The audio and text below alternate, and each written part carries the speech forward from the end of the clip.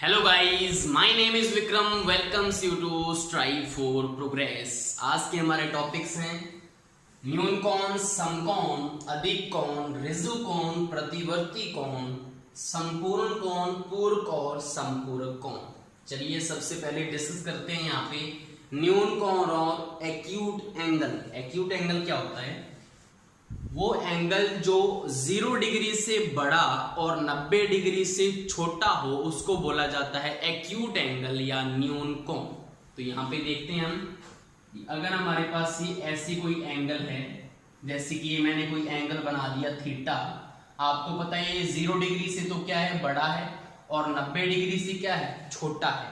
तो इसको क्या बोलेंगे आप? एक्यूट एंगल या न्यून कोण। इसकी अगर एग्जाम्पल की बात करें तो एग्जाम्पल क्या हो सकता है, जैसे कि 45 डिग्री है, 70 डिग्री है, 80 डिग्री है, 10 डिग्री है।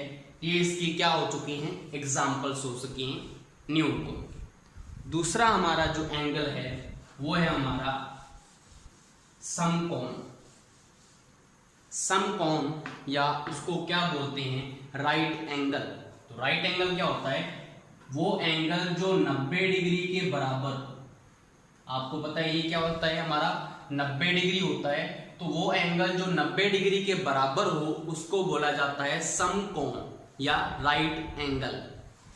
थर्ड हमारा क्या है, अब इसमें एग्जांपल क्या बनेंगे, 90 डिग्री ही होना चाहिए वो तो। तीसरा हमारा क्या है, अधिक कोण या ऑब्ट्यूज एंगल। अधिक कोण का मतलब ही क्या है, अधिक, जो 90 डिग्री से बड़ा हो और 180 से छोटा हो उसको बोला जाता है अधिक कोण और ऑब्ट्यूज एंगल। तो मैं आपको बता देता हूं, यहाँ पे ऐसे अगर हमारे पास ऐसे कोई एंगल है तो ये वाला एंगल क्या होगा, हमारा अधिक कोण होगा। आपको पता है ये 90 डिग्री से तो बड़ा है और 180 से क्या है, छोटा है, तो इसको अधिक कोण बोलेंगे।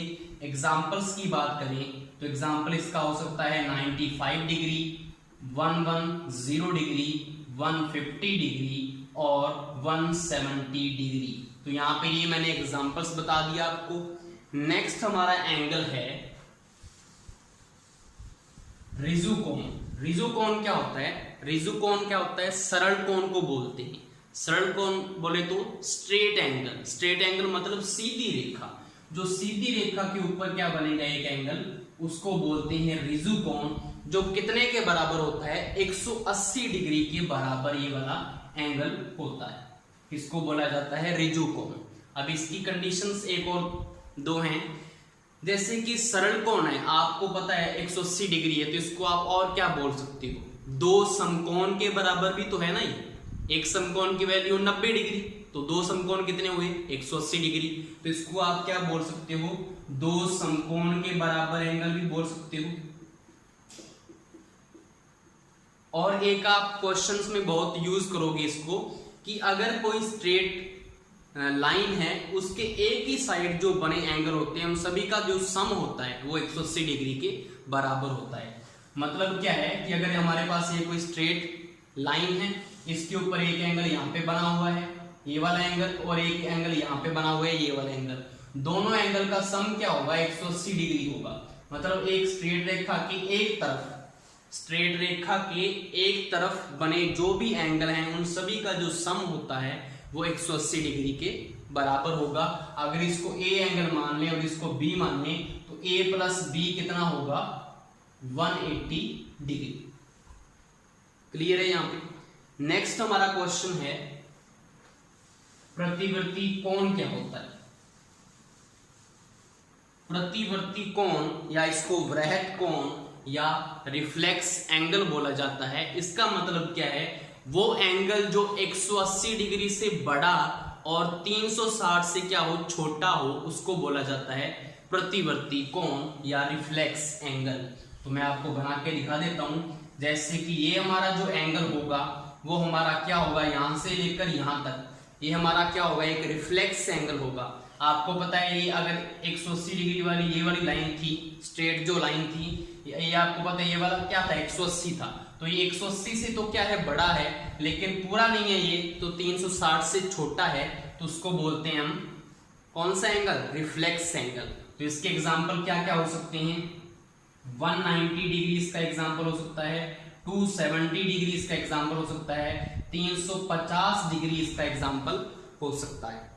ठीक है, तो ये हमारा था रिफ्लेक्स एंगल। नेक्स्ट हमारा है यहाँ पे संपूर्ण कोण, या जिसको बोला जाता है कंप्लीट एंगल।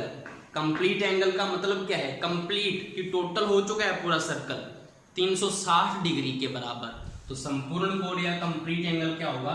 जो 360 डिग्री के बराबर होगा। तो यहां से लेकर यहां तक टोटल जो है उसको बोलते हैं कंप्लीट एंगल, जिसकी वैल्यू होती है 360 डिग्री के इक्वल। ये हमारा क्या हो गया? Complete angle. नेक्स्ट हमारे दो जो है मोस्ट इंपोर्टेंट एंगल्स बचते हैं, जो आपके ज्यादातर पूछे जाते हैं एग्जाम्स में। वो है हमारे पास पूरक और संपूरक कोण। पूरक कोण क्या होते हैं? जिनको इंग्लिश में कॉम्प्लीमेंट्री एंगल बोलते हैं। अगर दो कोणों का योग 90 डिग्री के बराबर हो तो उनको पूरक कोण बोला जाता है, वो एक दूसरे के पूरक होते हैं। तो यहाँ पे अगर हम देखें कि अगर हमारे पास कोई भी दो एंगल्स हैं, उनका योग क्या होना चाहिए? 90 डिग्री के बराबर होना चाहिए। तो यहाँ पे जैसे कि मैंने एक लाइन खींची यहाँ पे, और यहाँ पे मैंने एक लाइन और ड्रॉ कर दी यहाँ पे, ठीक है, और मैंने यहाँ पे लिख दिया यहाँ पे 45 डिग्री है। अब बोलोगे आप सर ये 45 डिग्री कैसे होगा फिर? तो ये वाला एंगल अगर मैं देखूं तो यहाँ तक तो 45 डिग्री हो ही सकता है ना। ये 45 डिग्री है, और अगर ये वाला भी 45 डिग्री है ऊपर वाला, तो इनको बोलेंगे हम, ये क्या है? आपस में एक दूसरे के पूरक कोण है। पूरक कोण कैसे बने? मैंने क्या बोला था कि अगर दो कोणों का योग 90 डिग्री के बराबर हो, मतलब 45 डिग्री प्लस 45 डिग्री कितना बना? आपको पता है 90 डिग्री होता है। तो ये आपस में क्या है? एक दूसरे के पूरक कोण है। तो जनरली हम क्या लिखेंगे कि angle A plus angle B का जो सम है अगर 90 डिग्री होगा तो आपस में वो क्या होंगे? कॉम्प्लीमेंट्री एंगल्स होंगे। इसके एग्जांपल जरूरी नहीं है कि 45 भी होगा, आप इसका कुछ भी बना सकते हो। जैसे कि और क्या बन सकता है इसका? अगर हमारे पास एक 55 डिग्री एंगल हो और दूसरा क्या हो? 35 डिग्री एंगल हो, तो कितना बनेगा मुझे बताओ? सम करके 55 और 35 को जोड़ेंगे तो 5 5 10 0 1 5 3 8 होगा 9, तो 90 डिग्री बनता है। तो 55 डिग्री हो एक एंगल और दूसरा एंगल अगर 35 डिग्री हो, तब भी ये क्या होंगे? आपस में पूरक कोण होंगे, क्योंकि दोनों का सम क्या बन रहा है? 90 डिग्री बन रहा है। नेक्स्ट हमारा जो है वो है सप्लीमेंट्री एंगल। तो सप्लीमेंट्री एंगल क्या होगा? सप्लीमेंट्री एंगल क्या है? जिसको संपूरक या परिपूरक कोण बोला जाता है। अगर दो कोणों का योग 180 डिग्री के बराबर हो तो उसको बोला जाता है सप्लीमेंट्री एंगल या संपूरक कोण। तो अब इसमें यहाँ पे आप क्या कंडीशन लिखोगे जनरली कि अगर आपके पास कोई एंगल ए है और कोई एंगल यहाँ पे बी है, अगर दोनों का सम 180 डिग्री होगा तो उनको क्या बोला जाता है? Supplementary angle. अब इसका कोई एग्जांपल अगर आपके पास हो तो आप इसमें लिख सकते हो। जैसे कि अगर हम मान लें कि एंगल ए हमारा कितना है? 110 डिग्री है, और एंगल बी हमारा कितना है? अगर एक तो हमारे पास क्या है 110 डिग्री एंगल, और बी हमारा क्या है 70 डिग्री एंगल है, तो आपको पता है ये टोटल कितना बनेगा? ये 180 डिग्री बनेगा। तो 110 डिग्री वाला जो एंगल है और 70 डिग्री वाला जो एंगल है आपस में क्या हुए? एक दूसरे के संपूरक कोण हुए। हमारा फर्स्ट क्वेश्चन है, इसमें आपको 50 डिग्री एक एंगल दे रखा है और आपको x की वैल्यू पूछी, तो आपको इसमें दिख रहा होगा कि ये हमारी एक क्या है? स्ट्रेट लाइन है। तो हमने क्या पढ़ा था कि स्ट्रेट लाइन के एक तरफ बने जो एंगल होते हैं उन सभी का जो सम है वो 180 डिग्री के बराबर होता है। तो यहाँ पे आपका क्या आ जाएगा कि x प्लस 50 आपका किसके इक्वल होगा? x प्लस 50 डिग्री आपका इक्वल होना चाहिए 180 डिग्री। यही तो हमने पढ़ा था। तो यहाँ से x की वैल्यू कैसे आ जाएगी? 180 माइनस 50 अगर कर दें तो आपके पास x की वैल्यू कितनी आएगी? 130 डिग्री। तो यहाँ पे x की वैल्यू कितनी आ जाएगी? 130 डिग्री आ जाएगी। ये हमारा क्या हो चुका है? इसका फर्स्ट क्वेश्चन का आंसर आ चुका है। नेक्स्ट हमारा क्वेश्चन है, आपको a एंगल और b एंगल का रेशो दे रखा है 5:4 और आपको एंगल z की वैल्यू पूछी है कि कितना होगा। इसमें भी सेम आपका कंसेप्ट लगने वाला है कि आपको पता है कि स्ट्रेट लाइन के एक तरफ जो एंगल बनते हैं उनका सम कितना होता है 180 डिग्री। तो आपने क्या करना है, सिंपली 5:4 दे रखा है, तो यहाँ पे आपको 5x और 4x इसको कंसीडर कर लेना है।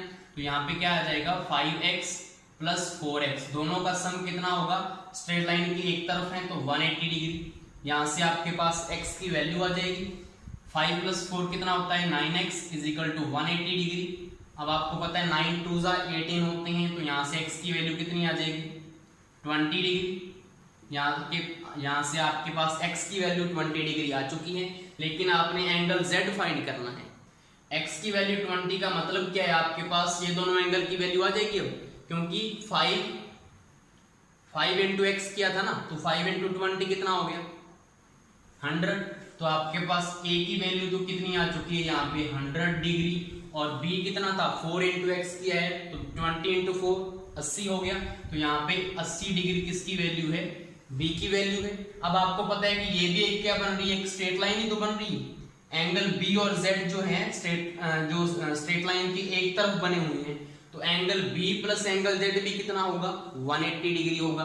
आपको b एंगल की वैल्यू 80 डिग्री पता है, तो मुझे बताओ z कितना बचा, 180 में से 80 गया, कितना बचा 100 डिग्री। तो यहाँ पे z की वैल्यू भी कितनी हो जाएगी 100 डिग्री हो जाएगी। तो ये आपका आंसर है z is equal to 100 degree. कैसे आया पता लग गया होगा आपको, 180 में से हमने 80 माइनस किया। थर्ड हमारा क्वेश्चन है, यदि 2x माइनस 3 डिग्री व 3x प्लस 8 डिग्री एक दूसरे के पूरक कोण हो तो x क्या होगा। x की वैल्यू पूछिए कि कितनी हो। अब आपको पूरक कोण का कंसेप्ट पता है कि अगर दो कोण दोनों का योग जो है 90 डिग्री के इक्वल हो तो वो आपस में क्या होते हैं, पूरक कोण होते हैं। तो ये दो कोण है, इन दोनों का सम 90 डिग्री के इक्वल पुट करो, वहां से x की वैल्यू आ जाएगी आपके पास। तो यहाँ पे क्या करना है हमने, 2x minus 3 plus 3x plus 8 equal क्या आएगा 90 डिग्री। अब इसमें इसको सॉल्व कर ले हम, 3 और 2 कितने होते हैं 5x, और 8 में से 3 गया 5, इक्वल में 90 है। अब 5x इक्वल टू क्या आ गया 85 आ गया, और x की वैल्यू कितनी आ गई